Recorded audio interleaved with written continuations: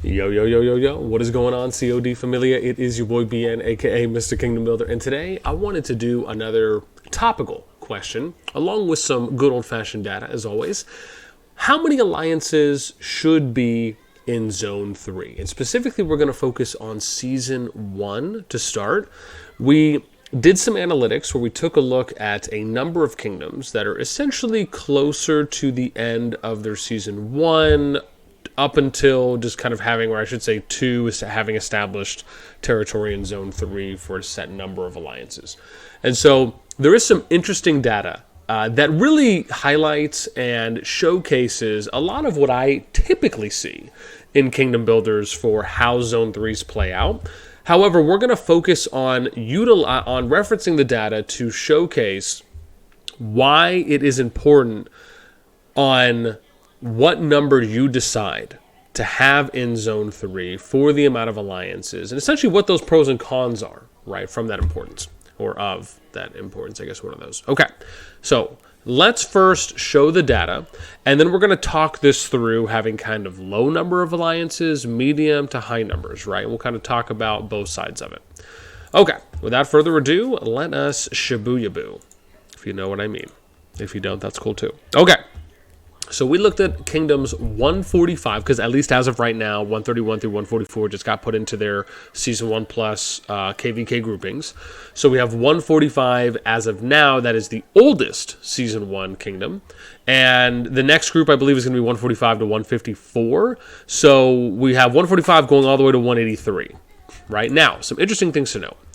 The average amount of alliances between this number of kingdoms, which, if I can do some math real quick, where am I? I don't want some, I want total. Count 39. So we have 39, I'll just say 39 for kingdoms. Yeah, that works out fine. And then we'll just shabam. Okay, so we got 39 kingdoms. Out of these 39, the average amount is 2.62 alliances that are in Zone 3. We have a high of 5 and a low of 1, right? Now, the interesting thing I find about this that I often get to when it comes to the implications of what you have going in. So let's walk through this. Let's start low and we'll go high. If you have, let's say, 1 to 2 alliances in Zone 3, you have to look at it from so what are the pros of this? Okay, pros of running 1 to 2 alliances in Zone 3 is that you get more of the territory, you get more villages, you are able to essentially just divvy up the amount of behemoths that are already there, right? So it's more for those alliances, you're increasing more buff stats, you're increasing member capacity, etc. You're also able to get more of those first occupation rewards. And then obviously, as you go up to 3 and 4, and we'll get to some of the cons here in a moment. When you go to 3 to 4 alliances, right, you are having a little bit more activity, right? You could say you're having almost double the amount of activity because you have more alliances that are going into Zone 3. You're still getting all of the inherent advantages, if you will, just a little bit less because you're obviously having to split the behemoths up a little bit more from having more alliances there. You're having to split up a little bit more territory as well, so you're not getting as many villages, etc., or opportunities, I should say, for higher level of villages for your members. And then you get to, let's say, like 5 to 6 alliances, right? And really, you're just kind of limiting. So you're basically swapping. If you're really thinking about it in its most simplistic terms, you are swapping more activity for a little bit less rewards, less territory, etc., right? And that's kind of where the scale is. So this, to me, is the 1 to 2, which on this side, we have territory, we have villages, we have behemoths, stats, passives, first occupation rewards, etc. And you have activity here, right, with 1 to 2. Then you get to like 3 to 4, and you're kind of like, right? Then you're like 5, 6, and it's kind of like this. And so then you have to decide and think to yourself, well, what are you valuing? Are you valuing more overall activity, or are you valuing a higher progression and development for your smaller batch of players, right? And so that, to me, really is the kind of macro question, if you will. As and you often hear me say this, is that you have COD who specifically has been moving in, I don't say moving, but they've been generalizing that direction that we've spoken about when it comes to focusing a little bit more on alliances rather than kingdoms. My view on that is that it's backwards, right? In these types of games, it is very difficult to, especially when you think about how long something like, as an example, right, how long something Rise of Kingdoms has been out for, right? ROC, Rise of Civilizations, and they transitioned, or we should say rebranded or renamed. But if you think about the amount of successful kingdoms, think about how long that game's been out for, years. And when you go into new kingdoms now, one of the things that you are often hearing a lot more now than you probably ever did before is from players who have played for a while. When it comes to building successful kingdoms, you don't go in and just crush everyone. You don't go in and just say mine, right? You often hear, whether it's people that are doing, I mean, there's so many projects that are being done now, right? You almost have a project in every kingdom that's coming out, give or take. And usually the basis of this is you're really getting farther away from the, let's just run one or two like mega alliances, and we'll just kind of be the top dogs that run everything.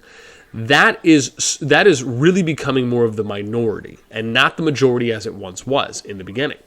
And so that, to me, is very similar in its approach for where I hope and really believe Call of Dragons will eventually and almost should need to get to, in my opinion. See, I'm very much of the belief that activity is the best thing that you can have no matter what. And before we get to some of the, I guess I kind of already talked about some of the cons, but let's just talk about this from like a really, really big picture. And I've alluded to this before.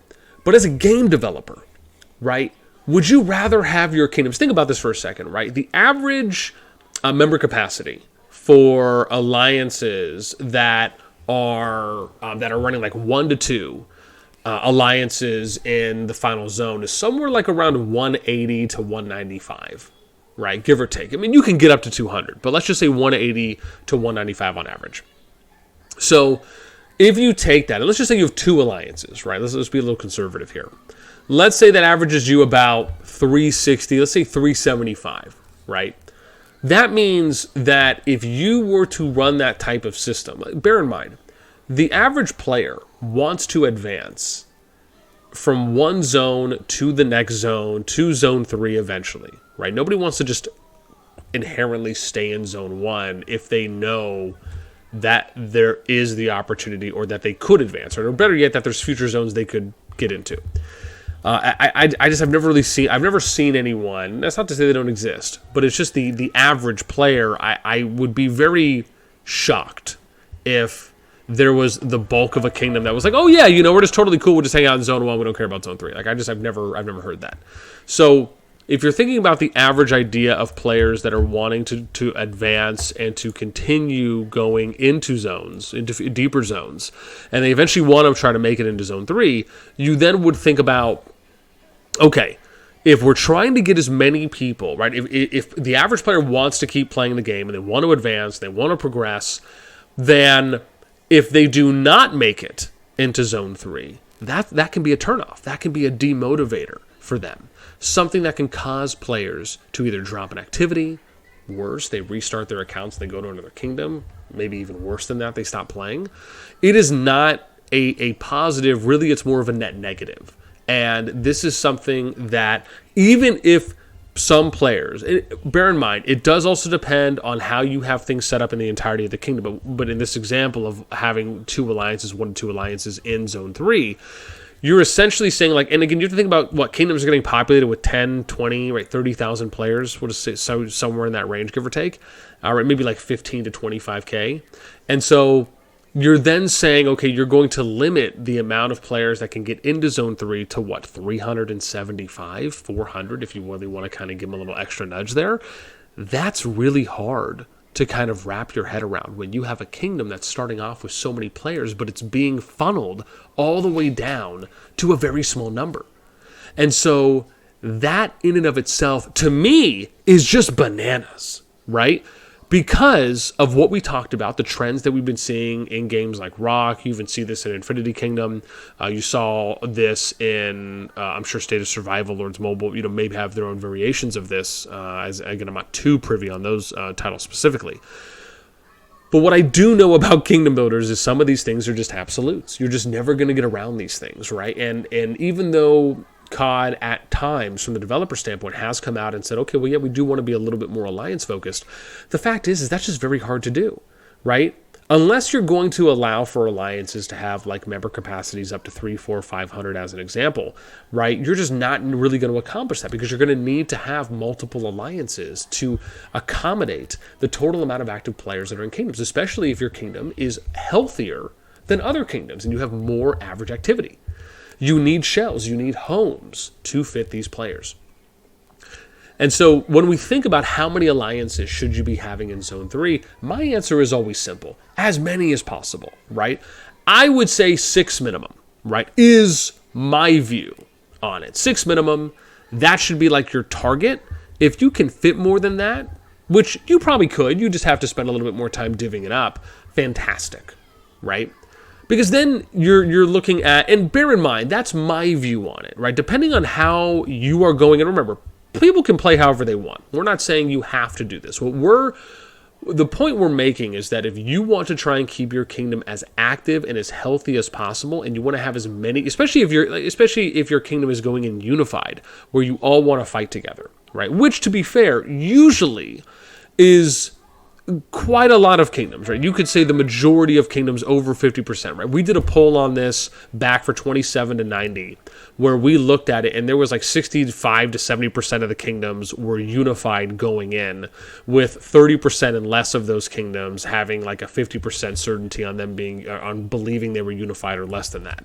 So, right, this is a trend, and especially if you think about the amount of players that are coming over from Rock and other Kingdom Builders to Call of Dragons, this mindset is also coming with them, which is they understand that you don't just go around and basically YOLO Brick Squad 420, Jack the Reaper everybody, you know what I mean? Jack the Ripper, excuse me. Everyone in the kingdom, and just have some farm joy going on. It's just not the way that you go about building, in my opinion, highly active and successful kingdoms. It doesn't mean that you can't have a form of success, especially if you just want 1 or 2 alliances in the kingdom, right? You can have that. You just have to understand that there are certain repercussions, right, that come with that. There's after effects, right? Like we talked about. If you have 1 to 2 strong alliances, well, you're probably going to have pretty low overall activity. You might have high activity within those few alliances.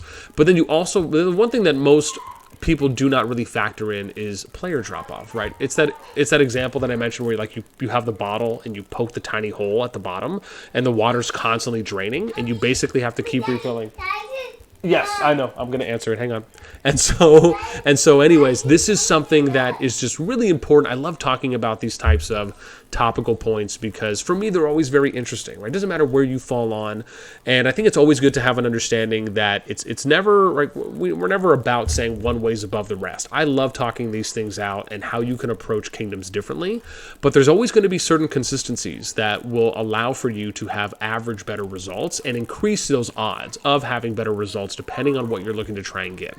So anyways, that's going to do it for me. I would love to hear your guys' thoughts on what you believe. Is what I'm saying making any sense at all? Do you get where I'm coming from? Or are you just kind of the mindset of, it doesn't really matter. If I want to run alliance, I'm going to do that, kind of everything else be damned. I would love to know. So let me know in the comments down below. That's going to do it for me. As always, until next time, I will catch you later.